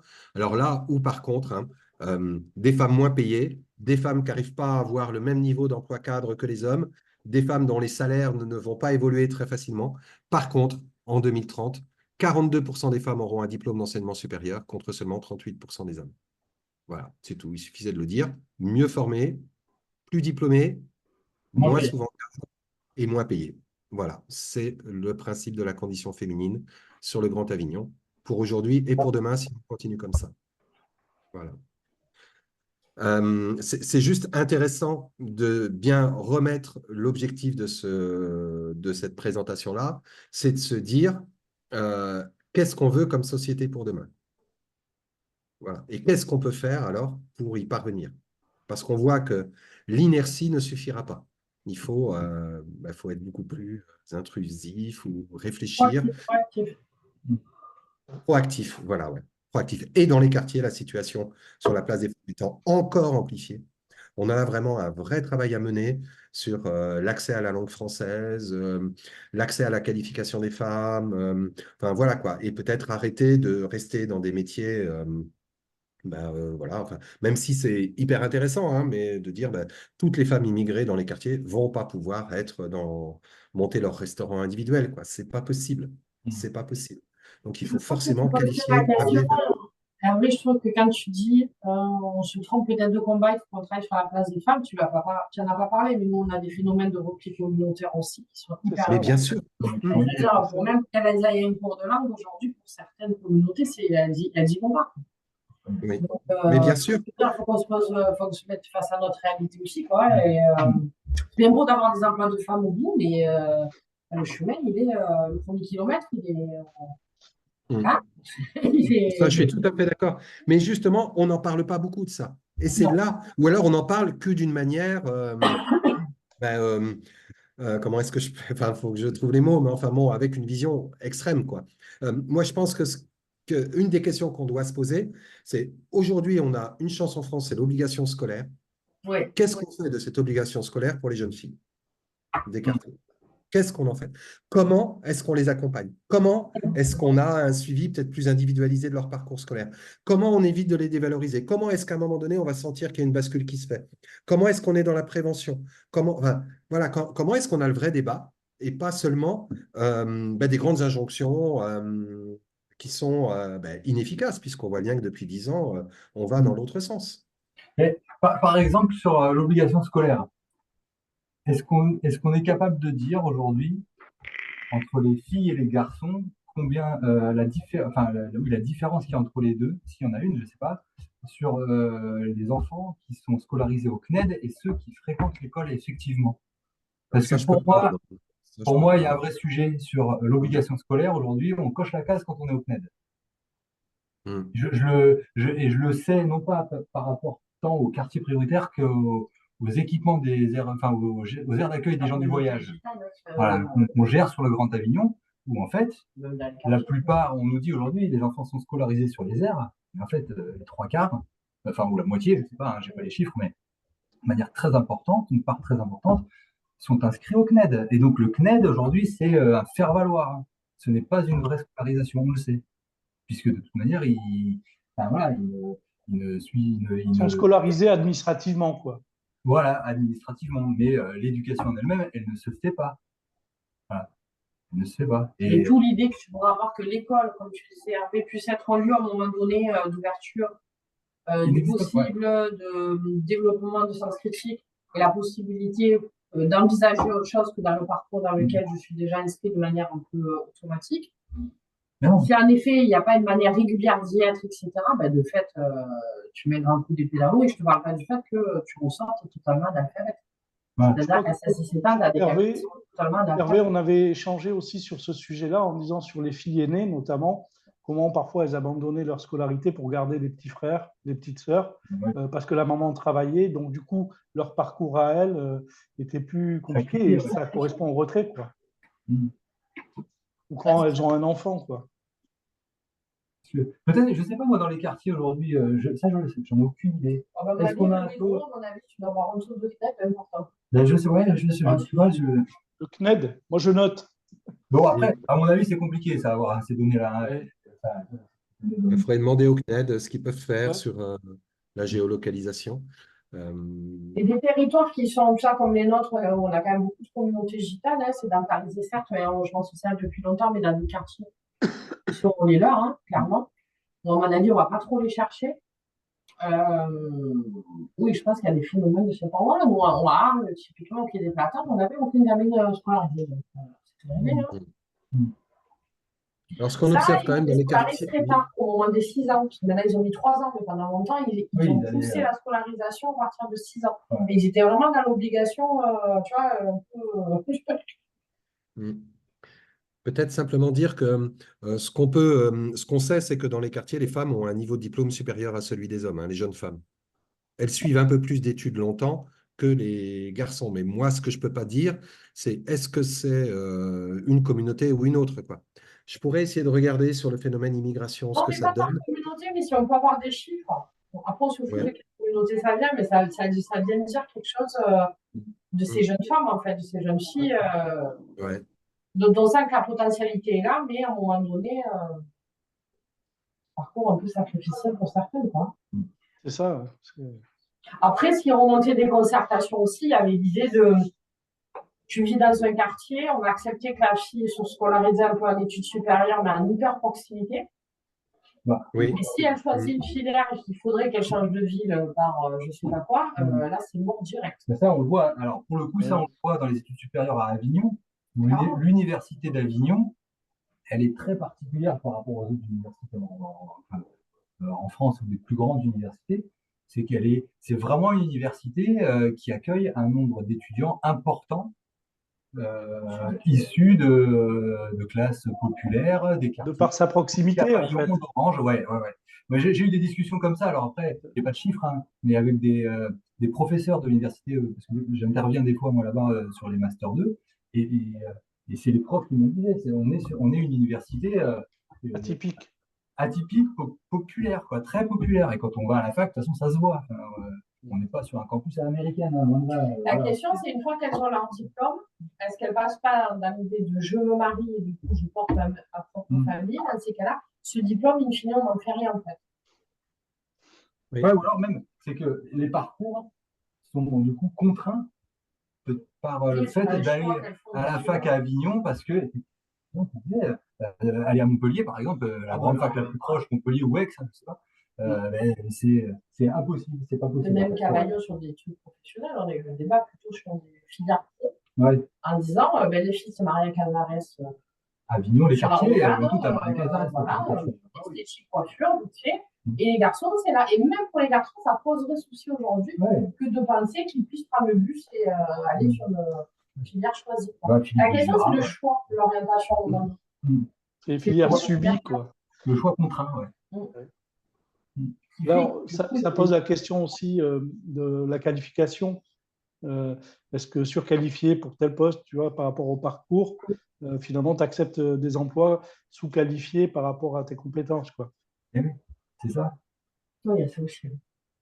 Et puis nous, sur le territoire du Grand Avignon, il y a une demande d'emploi très qualifiée qui n'est pas aujourd'hui couverte par les besoins du territoire. Mais c'est nos étudiants des quartiers, s'ils pouvaient se former dans des centres de formation universitaire ou autres, hein, qui répondent aux besoins du territoire, des grandes entreprises ici, je sais pas, McCormick ou autres, et bien, ils pourraient faire leur parcours universitaire ailleurs et revenir bosser à Avignon. Et du coup, ça se fait pas. Et du coup, on fait venir des gens d'ailleurs. Alors, on essaye. Enfin, voilà. Ouais, bon, je peux regarder, il y a des choses que je peux regarder éventuellement, Mustapha remet. Enfin, excuse-moi, je suis en train de faire ma liste course, Pardon. mais tu Tout me ce mets. qu'on dit là, c'est pas pour que. Non, c'est pas pour que vous ayez plus loin. C'est plutôt les questions que ça pose aujourd'hui. Ouais, mais il y a des choses qu'on peut faire quand même. Moi, je peux regarder, en effet, parmi les étudiants, la part des jeunes qui vivent encore dans les quartiers prioritaires et répartition hommes-femmes. Ça, je peux le faire, quoi. Je peux regarder ça. Et parce qu'on avait fait sur Nantes Métropole, ça m'avait marqué à l'époque, on avait fait la part des jeunes filles qui avaient charge de famille avant 30 ans. Attendez, non, c'est avant 25 ans, qui avaient charge de famille avant 25 ans en fonction du lien à l'immigration et du territoire de vie. Et globalement, quand on a une jeune fille vivant à l'extérieur des quartiers prioritaires, non immigrée et diplômée d'enseignement supérieur, qui s'occupe de sa famille, c'est-à-dire qui a déjà charge de famille avant 25 ans, on en a 16 qui sont immigrés vivant dans les quartiers prioritaires de Nantes Métropole, ayant un diplôme d'enseignement supérieur aussi. C'est-à-dire qu'en gros, le rapport entre les deux, il était incroyable. On était sur logique, une jeune fille qui fait des études supérieures, elle n'a pas d'enfant, elle n'a pas de charge de famille. Une qui a fait des études supérieures n'a pas d'enfant, elle n'a pas de charge de famille. Ça, c'est la logique. 99% des jeunes filles sont comme ça. En gros, je caricature, mais c'est voilà. Mais quand on est dans les quartiers, le rapport, il est 16 fois plus fort sur ces jeunes filles qui ont un diplôme d'enseignement supérieur, mais qui sont immigrées. Et là, on voit vraiment à la fois le lien quartier prioritaire, le lien immigration. Il y a quelque chose qui joue à ce niveau-là. Et malheureusement, on ne sait pas comment le prendre. Mais je crois qu'il y a beaucoup à faire avec l'éducation nationale. Et ça me faisait penser à un échange qu'on avait eu avec une mission locale sur le nord de Nantes encore, enfin sur Nantes, la mission locale de Nantes, où quand on présentait les éléments, il me disait ah, mais nous, la problématique de la discrimination, c'est essentiellement les jeunes garçons qui sont concernés par ça. Les jeunes filles, elles n'ont pas cette problématique de la discrimination. Et en analysant les données avec eux, ils en avaient tiré cette conclusion parce qu'ils ne les voyaient pas, les jeunes filles immigrées, venir leur demander des choses. Pour la simple et bonne raison qu'elles avaient une poussette et qu'elles n'étaient plus demandeuses de la mission locale. Et en gros, parce qu'ils ne les voyaient pas, le discours visait à dire que c'est les garçons qui n'arrivent pas à trouver de boulot, bien qu'ils puissent être armés, avoir un diplôme, etc. Et pas les jeunes filles. On ne les voit pas, donc elles ont une solution. Mais la solution, c'était la poussette. Et je crois que là, on a vraiment un élément important à voir sur la place des femmes dans les quartiers, et notamment, à mon avis, ça se joue sur la question des jeunes filles. C'est évident, c'est les jeunes filles qu'il faut regarder, c'est elles qu'il faut accompagner, soutenir. Moi, je sais quel terme utiliser. Bon, je suis désolé, je ne vais pas pouvoir. Donc ici, je vous ai remis un petit peu tout ce qu'ils pouvaient faire en jeu, quoi, hein, voilà, avec ben, les besoins, les emplois, enfin tout ce que j'ai pu dire avant, quoi. Et puis nos petites icônes hein, sur les chiffres clés du et demain, quoi, hein, voilà, qu'est-ce qu'on va avoir en 2030, 2032, voilà. Donc voilà ce travail que j'ai synthétisé, raccourci, bien évidemment, hein, et qui sera plus important. Je ne sais plus, je te l'avais envoyé, Mustapha, le document ou Non, pas? je crois pas, je ne l'ai pas Non. reçu. Bon, ben, Si tu veux que je le je vais transfère. renvoyer tout ça et puis voilà, il faudra le. Par contre, il n'est pas finalisé, donc il ne faut Oui, peut-être oui, bien pas sûr. encore le diffuser aux élus, Ah mais non, non. entre nous, ça peut être voilà, un Oui, oui. document d'échange. Euh, et De du toute façon, coup, je pense qu'on ne diffuse pas aux élus tant que tu n'as pas présenté, en fait. oui, Je ne pense oui. pas qu'on puisse donner ce type de Non, document. je crois qu'il faut une Je pense que présentation c'est un peu hyper comme celle que j'ai bon. faite là. Hervé, ça veut dire Oui. que la suite, c'est aussi plus de précision sur les QPV, j'imagine? Oui, c'est ça. Donc là, on est en train de travailler dessus parce que ben, c'est très compliqué à cause des nouveaux contours et puis de ces questions d'absence de données. Donc, on est en train de travailler dessus. On pourra mettre quelques cartes carroyées parce qu'on en a. Et puis, surtout, ben, tout le travail dont je parlais en amont sur l'usage des iris, enfin, des fichiers détails où on peut filtrer les habitants en fonction du type de logement. Et les Ça, données sur les nouveaux QPV, elles devaient pas Non, mais elles devaient être diffusées en théorie à la fin du premier trimestre. Voilà. ouais, Oui. en Oui, théorie. on a appelé l'INSEE, nous, hein. On a appelé l'INSEE qui nous a parlé de la fin du deuxième trimestre. Et ce qu'ils ne savent pas encore, c'est s'ils arriveront à les sortir au contour des nouveaux territoires ou si ce sera une mise à jour des anciens. Enfin bon, voilà, Et je ne sais c'est pas. même pas nous, c'est pas la région PACA qui bloque. C'est d'autres territoires où les périmètres sont pas encore définis correctement. Et donc, en fait, nous, c'est clair pour PACA, mais comme tu es obligé de le faire à l'échelle nationale, du coup, ils sont en négociation sur d'autres périmètres en dehors de PACA. Ah bon? Hervé, dans ta liste de cours sur les QPV, mais vraiment, enfin, fais ce que tu peux, mais comme Rockmore a demandé une intégration au contrat de ville et qu'on va avoir une petite démarche parallèle avec eux, si tu as quelques données froides, alors l'idée c'est vraiment d'aller chercher le centre-ville de Roquemort qui du coup décroche vraiment par rapport le centre ancien, où je me concentre là une pauvreté, une population en difficulté par rapport au reste. Si tu peux avoir deux, trois données, alors si tu... nous on a essayé de regarder, mais on voit bien que l'échelle de la commune, je crois que c'est 5000, donc c'est pas... Mais si, voilà, si on peut avoir quelques données un peu saillantes et clés, parce que là, on va rencontrer Madame le maire et on va essayer de mettre en place une petite méthode de travail, tu vois, données statistiques froides, peut-être travailler avec les partenaires locaux, les acteurs pour avoir un diagnostic aussi un petit peu partagé. Combien de Roquemort au total? Parce que je n'ai pas noté 5000? tout à l'heure. 5500. 5500 au total. 5500. Non, mais fais-le à l'échelle de la commune, hein. Ouais, c'est ça, ouais. Non, non, t'embête pas, je sais, on a essayé, on n'est pas arrivé à descendre plus bas. Et Hervé, toi, tu Oui. vas travailler à l'IRIS, donc ça veut dire qu'on pourrait, je ne sais pas, le délai éventuellement pour avoir ces éléments sur les QPV et tout ça. Il faut redresser les iris. Hein. Logiquement, nous sommes le 10 avril. Notre objectif était le 15. Maintenant, je suis pas sûr. Les collègues bossent comme des fous et puis c'est un peu. Il Non, y mais de a toute toujours façon, des le temps soucis qui qu'on arrivent, organise mais ça ce risque temps. d'être peut-être avant la fin du mois d'avril, ouais. Oui, c'est bien. Ah, c'est bien, hein, on n'est pas. Donc, ça nous laisse le mois de mai et juin pour organiser un temps avec les élus pour que vous ayez un Exactement, agenda ouais. suffisamment large, quoi. Ouais. Puis la manière dont on Dont on l'amène, quoi. Ouais. Et c'est hyper passionnant, ça dit beaucoup de choses. Ça serait bien qu'on le fasse avant l'été, quand même, avant. Ah non, mais c'est l'idée, hein.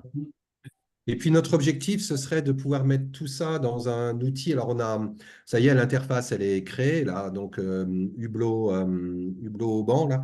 On a l'interface maintenant, c'est d'arriver à mettre les données, mais j'en profiterai pour le présenter aussi parce que notre idée à nous est de se tourner vers les collectivités locales, mais on en a parlé un petit peu, Mustapha, déjà, Oui, pour dire bah, si ça vous intéresse, l'outil permet de faire tout ce suivi d'indicateurs.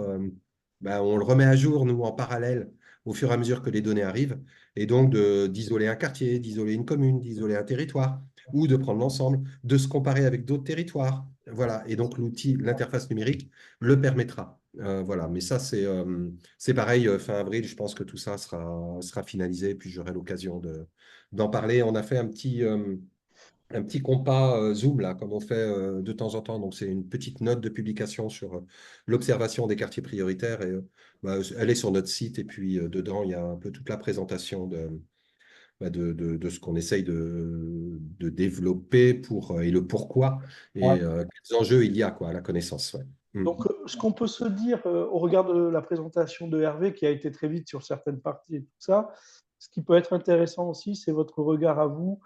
Quels sont, comme vous le disiez tout à l'heure, quel focus quand on était sur la question de la comparaison, c'est intéressant. Vraiment, des éléments clés qui vont être intéressants pour vos élus communautaires et de communes qui vous semblent importants.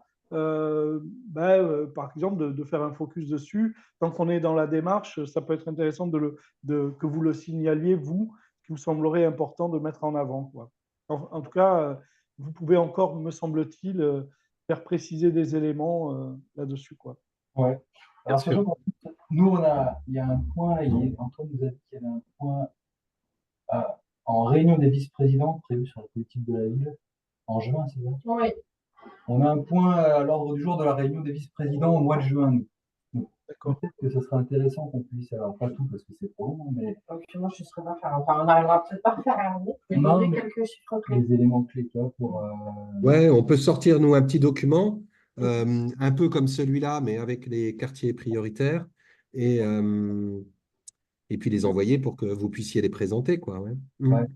Euh, Parce qu'en fait, l'idée, c'est qu'on parle en fait du nouveau contrat de ville, mais enfin, ce qu'on voudrait éviter, c'est de ne parler que des périmètres de la politique de la ville, vu Oui. ce que je disais tout à l'heure, hein, qu'on a aujourd'hui des élus qui de plus en plus euh, disent nous aussi on a des besoins, nous aussi, et c'est bien qu'on puisse aussi présenter des données euh, qui puissent concerner toutes les communes qui composent le Grand Avignon. Parce que nos vice-présidents sont en fait tous des maires de communes, hein, C'est quasiment. pour ça, Mathieu, stratégiquement, il faut présenter le Grand Avignon dans l'ensemble de ses communes en priorité. Et Mm. ensuite, la politique de la ville n'est qu'un focus de ce travail-là, qui Mm. peut être représenté en copile de vice-président, politique de la ville ou quoi que ce soit. Mais moi, je vous conseille l'entrée élu communautaire du Grand Avignon. Mm. Mm. Parce que sinon, on va rester politique de la ville et on sait que si on n'est que politique de la ville, ben, les gens s'en désintéressent, quoi. Ouais, ouais. Il faut qu'on réfléchisse Faut qu'on voit comment on articule ça, ouais. et surtout comment on organise cette réunion, quels sens on lui met. Elle pose beaucoup de questions, hein. Enfin, je veux dire, elle a une vraie question, c'est de dire quel aglo en 2030 on veut, Mm. qu'on poursuit les tendances, ou est-ce qu'on agit sur certains points dans le cas des inégalités, on se donne 2, 3 objectifs pour. Enfin, il y a Alors, derrière, Yeah. C'est compliqué, tout ce que ça. pour vous dire l'idée directrice derrière tout ça, c'est l'interdépendance des territoires. Mm. C'est ça l'idée. Si on travaille sur la cohésion sociale et territoriale, c'est parce que nous, on pense qu'il y a une interdépendance forte et que même si on est un petit élu d'une petite commune, en fait, c'est pas sans lien avec l'ensemble des autres territoires. Ouais. Et donc, c'est vraiment l'axe fort sur lequel nous, on souhaite vraiment amener ce travail-là dans un premier temps. Ah ouais, bah oui. faut qu'on le pose peut-être à notre déjà aussi. Mm. On voit comment on monte les choses. Ouais. Alors, parce qu'en fait, à minima, il y a 2 choses qui peuvent être intéressantes, à mon avis, pour les élus. Déjà, d'avoir cette présentation-là, parce que ça dit quand même quelque chose de l'aglo aujourd'hui, de son évolution et de cet aglo de demain. Donc déjà, il faut digérer, j'aime dire, le constat et vers Ouais. content, parce que je suis pas sûre que tout le monde soit très au fait de tout ça. Donc ça pose une question à l'échelle de l'aglo, j'allais dire à l'échelle politique, hein. C'est-à-dire aujourd'hui, on a des compétences en propre, qui est notamment l'habitat. Ben, je veux dire, tu vois, sur le logement, je me disais, tu peux avoir une action de dire à un moment donné, nos aides à la pierre, etc., on les conditionne plutôt sur des plus grands parce que je veux dire, tu peux développer des publicités comme ça. Travailler les PMU des communes pour éviter d'avoir trop de petits logements. Enfin, il y a plein de choses à faire. Sur la santé, typiquement, il y a une vraie question aussi. Enfin, bon, il y a plein de choses qui se posent. Donc ça, c'est, j'allais dire, une politique publique qui relève, ce qui sera plus simple, de travailler sur nos compétences. Après, pour les communes, je trouvais que l'interface que tu proposais avec ton nouveau observatoire, pour le coup, ça, en déclinaison par commune, ça peut servir les CCAS, tout le travail, tous les services internes aux communes, petite enfance. Il y a une CTG qui est en cours avec toutes les communes vauclusiennes. Ça peut venir nourrir ces questions-là aussi au niveau de la CAF sur les services publics en direction d'enfance et de la petite enfance. Et du coup, ces données, elles peuvent aussi, tu vois, ruisseler plutôt à l'échelle communale.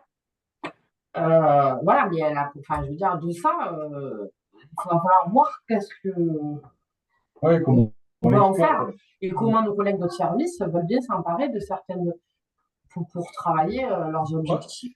Ce que ça amène, tout ce que tu dis, Céline, c'est la proactivité par rapport aux phénomènes observés, quoi. Oui, c'est ça. C'est qu'est-ce qu'on en fait quand tu les as posés, à quoi ça va servir de manière très opérationnelle dans notre quotidien. Donc pour moi, à une échelle très locale, parce que les CCS ont besoin, c'est des tout petits CCS parfois, d'avoir des analyses plus fines sur leur commune. Comment je fais évoluer, est-ce que je crée une nouvelle école, ce genre de choses. Je veux dire, dans des projets de mairie, c'est hyper intéressant d'avoir cette vision-là. Et après, il y a une échelle qui relève plus des compétences de l'ANDO, qui sont la question de l'habitat. Voilà. Donc, comment nous, puisque je rappelle que notre projet territoire vise à travailler sur les inégalités territoriales, comment nous, on est proactifs sur certains domaines aussi. Et on vient soutenir nos communes de manière un peu plus méta. Sur certains sujets. Après, il faudrait aussi qu'on voit ce qui est possible de faire en tenant compte de la somme des contraintes. C'est vrai, je te dis, il faut sur le logement, là tu parles de logement, c'est explosif. Chez nous, il n'y a plus de construction, il n'y a plus de programmation de logements sociaux sur notre territoire. On a le bilan 2023, là, on a programmé, je ne sais plus, 145 logements sur un objectif de 490. Voilà. Ça fait 3 ans qu'on diminue. On était à 150 il y a 3 ans. Là, on est à 145. Et en parallèle de ça, tu as une explosion de la demande de logement social. Là, on a passé les 10 000 et une baisse forte des attributions. Et en fait, et du coup, aujourd'hui, comme on n'a pas la main sur. On ne sait pas comment redresser la tendance, qui est une tendance nationale, en fait, sur le marché du logement. C'est ça qu'aujourd'hui qu'il faut faire attention. Quand on aborde ce sujet-là, je te disais, il faut faire attention, qu'est-ce qu'on avance. Il faut qu'on arrive aussi à essayer de proposer des pistes d'action. Quel levier on pourrait avoir pour. Quel levier on peut vraiment activer. Parce qu'aujourd'hui, moi, sur la production de logement social, on est. En tout cas, on est sec. On est sec. Et pourtant, on essaie de. Se rajouter à ça avec les problématiques politiques, parce qu'aujourd'hui, le moindre programme fait l'objet d'un recours dans les communes. De riverains, des collectifs de riverains qui se montent. On trouve maintenant, pour le moindre programme, il y a une espèce rare ou une espèce protégée qui est le prétexte pour. Non, mais je rigole, vraiment. Hein. Le grillon de Vedène qui non, mais voilà. que là. Le lézard gris des angles, tout ce que tu veux. Et c'est un problème. Nous, on vient de se faire retoquer une recyclerie sous prétexte environnemental. Voilà. Ah ouais. C'est le paradoxe. Ouais. Mais un équipement vertueux vraiment sur le plan environnemental, on vient de se le faire retoquer parce que il y aurait le lézard, l'argenté là. Et non, mais du coup, c'est important. Et à côté de ça, les maires aujourd'hui préfèrent éviter de prendre des risques, parce que politiquement, s'ils vont au bout, s'ils portent la production de logement, mais même social ou pas social aujourd'hui. Les maires bâtisseurs aujourd'hui, c'est des maires qui perdent. Avant, il y a 20 ans, 30 ans, les maires bâtisseurs, c'était les maires qui gagnaient. C'est ça, c'était les leaders. Et puis il y a le ZAN qui s'est rajouté à ça, et puis voilà. Moi, je me dis que le but de ce temps d'échange, c'est l'échange. C'est-à-dire que vous aussi, équipe, vous entendiez ce qu'ils peuvent se dire sur ce constat, ces perspectives. Moi, il me semble qu'il faut construire cet espace-là parce que ben, quelque part, on n'est pas dans leur tête. Du coup, de ce que ça peut leur inspirer Bien sûr. comme perspective les uns les autres. Ça peut même être un exercice intéressant de leur dire, ben voilà, là vous avez un diagnostic, un constat, des perspectives.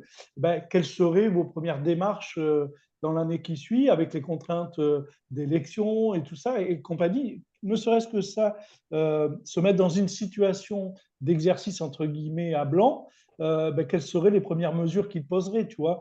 Ça pourrait faire l'objet d'un atelier, de débat, même si ça n'engage pas, mais je pense que vous avez besoin d'entendre sur quelle posture ils sont au regard de ce diagnostic-là. À la fois, il faut que l'exercice soit maîtrisé pour pas que ça tombe à Bien sûr. Mais même le Gard et le Vaucluse, si on a quand même un peu, ça va être compliqué. Avignon au milieu, qui se fait regarder par les autres, on peut travers aussi. C'est pas très aisé. Non, c'est pas simple, mais il faut. Quand on parle d'Avignon, on ne parle pas d'un territoire homogène, là, politiquement, où il y a des vraies fractures dans notre. Mais on avait ça. Pour vous dire que l'exercice, on a essayé de commencer à le faire. On l'a eu sur les Alpes-Maritimes avec des élus très clivés d'un camp à l'autre. Vous le savez, entre les ciotistes et les autres. Et ça marche. Ça marche quand même parce qu'ils sont entre eux. Ils n'ont pas forcément tout l'aéropage en arrière-plan qu'ils pourraient éventuellement entendre. Quand ils sont entre eux, parfois, ils se libèrent plus facilement. Donc, c'est à nous d'organiser les conditions. C'est comme les jeunes des quartiers ou les jeunes femmes des quartiers, le poids communautaire, il disparaît. C'est ça. En fait, dans le fer, on les met qu'entre eux, pas de caméra. Exactement. De dire ce que vous voulez. Tu sais, on a eu un élu de l'agglo, enfin de la métropole niçoise qui a clairement dit, parce qu'on a posé cette question, de l'utilité des copiles. Et il a clairement dit, ben, on s'ennuie, quoi. Avec le préfet en présence. Et donc, ça veut dire qu'il faut trouver d'autres modalités. Je dis ça pour vous dire que quand ils sont entre eux, ils sont capables de dire des réalités de leur quotidien au regard de la réunionite et tout ça, quoi. Donc, c'est à vous de nous dire quelles sont les conditions, quelles sont les limites là-dessus pour créer cet espace d'échange. Et ça, ce n'est qu'un support qui permette cet échange-là, quoi. Ok. Ça peut rester dans un placard, comme ça peut être utile pour vous. Non, moi je trouve que ça peut servir même techniquement chacun de nos collègues dans certains services d'avoir ces chiffres, ça a nourri. Des fois, on sent des tendances, on observe des choses. Et moi, j'ai toujours trouvé que le travail d'Hervé, il pose des choses clairement. C'est de la statistique fraude. Je veux dire, à un moment donné, des fois, tu as l'impression que, des fois, tu te trompes, et des fois, en effet. Mais du coup, quand c'est confirmé, c'est aussi plus facile pour nous que de travailler en direction d'autres partenaires et de pouvoir s'appuyer sur des choses tout à fait tangibles, en fait. De dire, c'est pas une pression, quoi. Moi, juste, là, la diapo qu'il y a devant les yeux, bah, voilà, tu es interpellé, plus 21 médecins généralistes, plus 86 infirmiers libéraux. Bah, qu'est-ce qu'on fait chacun dans notre coin ou ensemble, il faut qu'on réfléchisse quand même. On peut attirer des infirmiers, des médecins, alors que nationalement, on est aussi dans une situation où il y a de moins en moins d'offres de soins à proximité, quoi. Oui, bien sûr. Soit on dit au fil de l'eau et on verra bien, soit quelque part les actions que vous menez, y compris dans les QPV, elles alimentent et elles viennent abonder dans cette perspective-là, quoi. Enfin, je ne sais pas, Hervé. Mais... Oui, tout à fait. Moi, ce que je trouverais intéressant, enfin, si c'est faisable, c'est qu'on organise un temps de travail avec quelques élus intéressés, quoi. Je sais pas s'il y a une J'arrête commission l'enregistrement, pardon. cohésion.